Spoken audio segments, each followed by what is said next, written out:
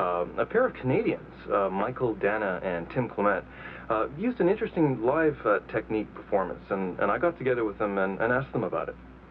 We were in St. John's at the Sound Symposium this last summer. We did a surround sound installation there, where we surrounded the audience with 8 speakers, and there was 4 2-track machines on stage, and which gives you 8 tracks, and each track corresponded to one of the speakers, and each speaker yielded part of the whole, and the machines are started in sort of a random way, and because no 2 tape recorders run at exactly the same speed, the piece would never be repeated quite the same.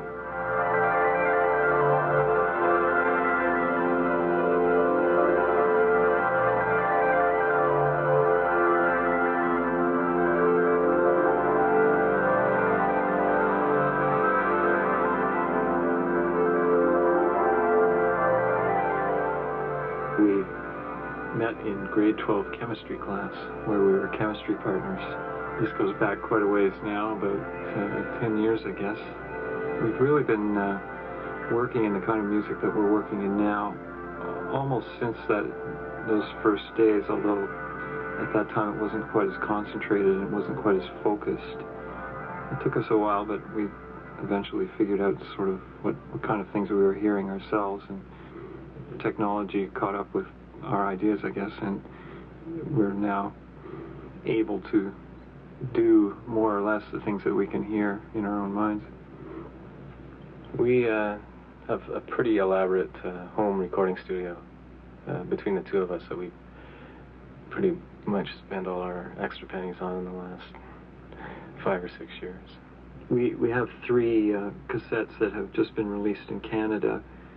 We had 2 that were formerly released in the United States and distributed through the world, but we now have also a Canadian company that's based in Montreal called Chakra Alternative Music, and they've put out 3 of our cassettes: A Gradual Awakening, Summerland, and Another Sun.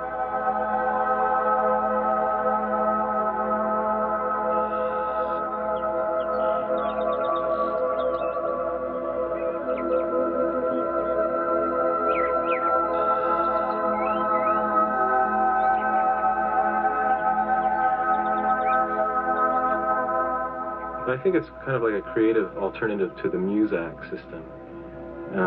The difference between Muzak and ambient music is Muzak attempts to brighten the environment by masking all the nuances, whereas ambient music kind of intends to enhance the nuances and include them as part of a sort of macro composition.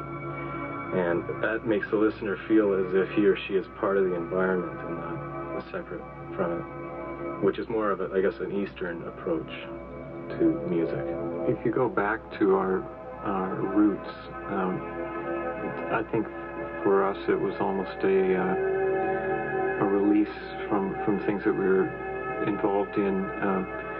We played pop music back then and loud, tense rock music, and it just seemed that there was this void of a certain kind of music that just didn't seem to exist for us, and it was something that we really needed, and it was something we just started fooling around with. We just didn't invite the drummers and bass players over and just started making slower, softer, rhythmless things rather than the sort of tyranny of rhythm that we had to live with in pop music. It was just a really wonderful sense of freedom. I've found that all kinds of different people who hear it are really interested in it, from younger people to quite, generations apart from that. I mean, I played this stuff to 65-year-old grandmothers, and they don't know what it is, but they like it and they want to buy a tape. But it's sort of hard to expose people to it because it's something so different that you can't just see a record cover in a record store and you won't know what it is really until you hear it.